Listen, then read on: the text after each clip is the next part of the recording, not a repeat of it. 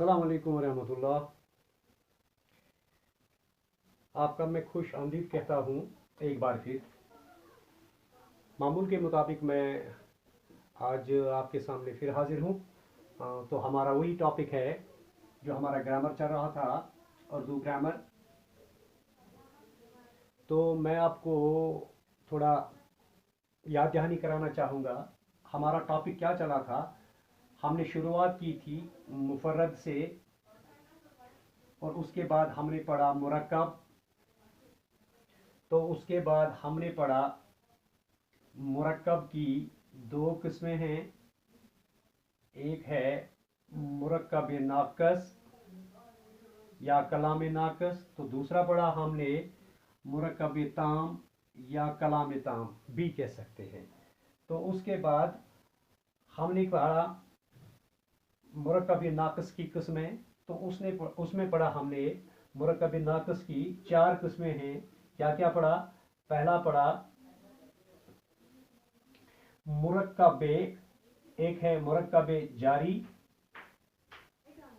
एक है मुरक्कब इजाफी, तीसरा है मुरक्कब तौसीफी, चौथा पढ़ा मुरक्कब इशारी।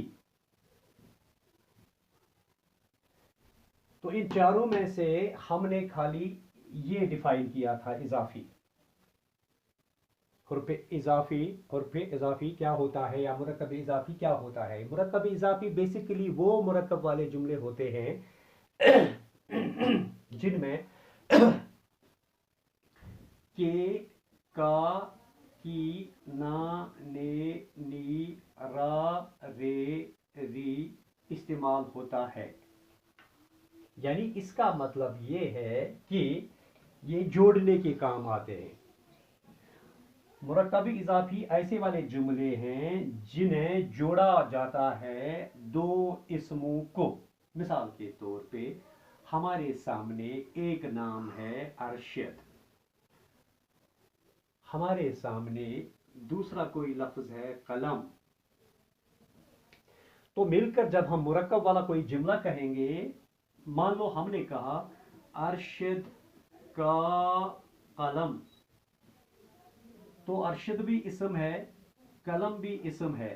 तो इन दोनों को जिसने मिलाया तो वो है का। तो यही का है यहाँ पे हुर्फ इजाफत। तो ऐसे ही कहीं पे का लगता है, कहीं पे के लगता है, कहीं पे की लगता है, वगैरह वगैरह। तो ये हमने पिछले वाले लेक्चर में पढ़ा था हुर्फ इजाफत। तो अब हमारा टॉपिक होगा हुर्फ जारी। हुर्फ जारी, हुर्फ जारी, हुर्फ जारी मतलब हुर्फ जार या जर भी इसे हम कहते हैं। ये कौन से हरूफ हैं।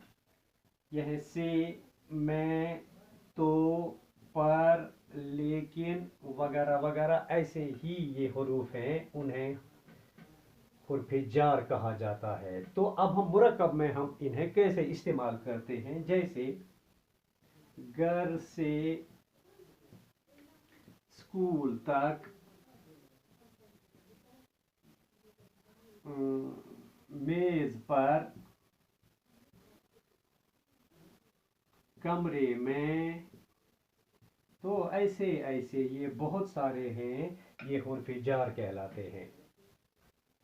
तो इसके बाद इजाफी तो हमारा हो गया। हुर्फ जार यानी वो हुरूफ से, मैं, तो, पर, लेकिन जिन अल्फाज में आ जाते हैं, जिन जुमलों में आ जाते हैं, वो होते हैं मुरक्कब जार, मुरक्कब जारी कहेंगे हम। तो ऐसे में, से, पर, तो यही है वो हुरूफ जिन्हें हम हुर्फ जार कहते हैं। तो इसके बाद है मुरक्कब तौसीफी। मुरक्कब तौसीफी, इस बीच में आपको कहना ज़रूरी समझता हूँ, हमारा जो असल टॉपिक पिछली सैटरडे को रह गया था वो है मुज़ाफ, मुज़ाफ इलैह और हुर्फ इजाफत। हुर्फ इजाफत का हमने बयान किया था। उसके बाद हमारा टॉपिक चल रहा था जहाँ पे हमारा लेक्चर ख़त्म हो गया था। وہ تھا مضاف اور مضاف الیہ. تو میں نے آپ کو وعدہ کیا تھا کہ میں آپ کو کنفرم کرا دیتا ہوں، میں آپ کو بتا دیتا ہوں یہ مضاف اور مضاف الیہ کیا ہوتا ہے. ایسا نہیں ہے کہ میں بھول چکا ہوں، نہیں. پہلے مرکب ناقص کے یہ جو 4 قسمیں ہیں، میں نے سوچا کہ چلو پہلے ان کو ڈیفائن کرتے ہیں، اس کے بعد پھر مضاف اور مضاف الیہ پہ چلتے ہیں. تو مرکب اضافی سمپل مرکب ہو گیا، لفظوں کا جوڑ. اب کیا ہے، اب معاملہ یہ ہے، یہ وہ جوڑ ہے جس میں ایڈجیکٹو استعمال ہوا ہے. ایڈجیکٹو مینز صفت، صفت یعنی وصف. تو وصف مشتق ہے، اسی سے بنا ہے توصیفی. یعنی سمپل لفظوں میں ہم کہہ سکتے ہیں ایسا مرکب جہاں ہم نے پڑھا ارشد کا قلم. ابھی میں نے آپ کو بتایا یہ بھی ایک مرکب ہے، مگر یہ حرف اضافت استعمال ہوا ہے اس میں. تو میں کوئی اور مرکب لکھتا ہوں جس میں صفت بیان ہوا ہو یا جس میں صفت آیا ہو، جیسے سفید کوٹ، جیسے زہریلا پانی. یہ زہریلا اس میں صفت آ گیا، تو ملا کے بنا یہ مرکب توصیفی. تو اسی طریقے سے سفید صفت ہے، کوٹ اسم ہے، تو ملا کے یہ پورا مرکب بنا مرکب توصیفی. تو شارٹ کٹ میں آپ کو یہ یاد رکھنا ہے، ایسا مرکب جس میں صفت استعمال ہوا ہو. یہ میں آپ کو سمجھانے کے لیے بتا رہا ہوں. اصل اس کی ڈیفینیشن کیا ہے مرکب توصیفی کی؟ اصل اس کی ڈیفینیشن ہے ایسا مرکب جو صفت اور موصوف سے مل کر بنے. موصوف سے مل کر بنے. ایسا مرکب جو صفت اور موصوف سے مل کر بنے. یہ لٹرلی اس کی ڈیفینیشن ہے. وہ میں نے آپ کو سمجھانے کے لیے کہا تھا کہ ایسا مرکب، ایسا لفظوں کا جوڑ جس میں صفت استعمال ہوا ہو. تو لٹرلی اس کی ڈیفینیشن یہ ہے، ایسا مرکب جو صفت اور موصوف سے مل کر بنے. یعنی ایسا لفظوں کا جوڑ جس میں صفت آیا ہو اور موصوف آیا ہو. تو صفت آپ کو پتہ ہی ہے، ایڈجیکٹو جس میں کسی چیز کی اچھائی، کسی چیز کی برائی، کسی چیز کی خوبی، کسی چیز کی خامی، کسی چیز کی خاصیت بیان ہو، اس کو کہا جاتا ہے صفت. اب معاملہ یہاں پہ ہے موصوف. موصوف ہو گیا جس کی صفت ٹھہرائی جائے، جس کی صفت ٹھہرائی جائے تو اسے کہا جاتا ہے موصوف. مثال کے طور پہ میں نے لکھا سرخ گلاب. سرخ تو پتہ ہی ہے یہ صفت ہے. اگر سرخ صفت ہے تو گلاب کیا ہے؟ گلاب ہی موصوف ہے. کیوں؟ کیونکہ اسی کی صفت ٹھہرائی گئی ہے. گلاب کی ہی صفت ٹھہرائی گئی ہے، اس لیے اگر سرخ صفت ہے تو گلاب ہو گیا موصوف. یا جیسے کالا کوا. کالا تو پتہ ہی ہے یہ صفت ہے، تو کوے کی صفت ٹھہرائی جاتی ہے. کوے کو بولا جا رہا ہے وہ کالا ہے، اس لیے کوے کی صفت ٹھہرائی جاتی ہے، تو اس لیے کوا موصوف بنا. تو یہی ہم نے یہاں پہ پڑھا، ایسا مرکب جو صفت اور موصوف سے مل کر بنے. ایسا لفظوں کا جوڑ جو جس میں صفت آیا ہو اور موصوف بھی آیا ہو. یعنی ایک جو صفت کے لیے ہم لفظ استعمال کرتے ہیں، ایک وہ آتا ہے. دوسرا جس کے لیے وہ ہم صفت استعمال کرتے ہیں وہ لفظ آتا ہے، تو اس کو موصوف کہا جاتا ہے. جیسے میں نے آپ کو بولا کالا کوا. کالا صفت ہے تو کوا ہو گیا موصوف. اس کے بعد ہے اشاری، مرکب اشاری. مرکب اشاری ہو گیا ایسا جوڑ لفظوں کا جس میں اس میں اشارہ کا استعمال ہوا ہو. مرکب اشاری یعنی ایسا جوڑ لفظوں کا جس میں اس میں اشارہ استعمال ہوا ہو. اس میں اشارہ استعمال ہوا ہو. جیسے میرا قلم.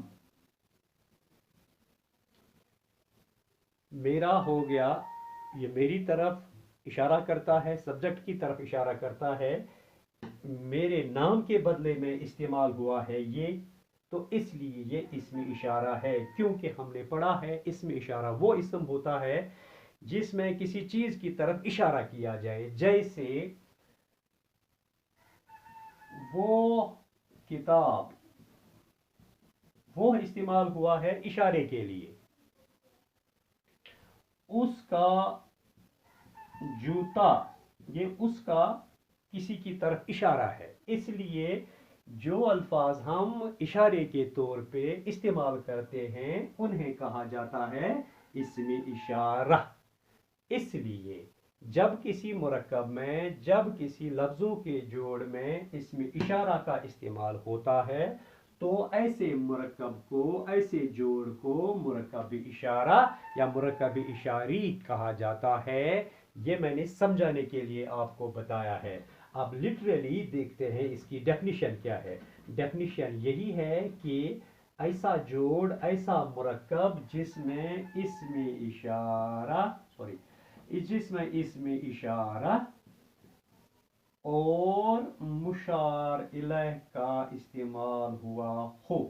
جیسے آپ نے ابھی دیکھا، جیسے میں نے آپ کو ابھی بتایا، صفت اور موصوف، یعنی ایک جو صفت کے لیے ہم لفظ استعمال کرتے ہیں اور جس کی ہم صفت ٹھہراتے ہیں اس کو موصوف کہا جاتا ہے۔ تو اسی طریقے سے اسم اشارہ ایسے الفاظ، ایسے اسماء ہیں جو ہم کسی نام کے بدلے میں اشارے کے طور پہ استعمال کرتے ہیں، جیسے اس کا، انہوں نے، میرا، تمہارا، کس کا، کب، وغیرہ وغیرہ، یہ ہم اشارے کے طور پہ استعمال کرتے ہیں، تو ایسے اسماء کو اسم اشارہ کہا جاتا ہے۔ تو مشار الیہ ہوتا ہے جس چیز کی طرف اشارہ کیا جائے اسے مشار الیہ کہا جاتا ہے، جیسے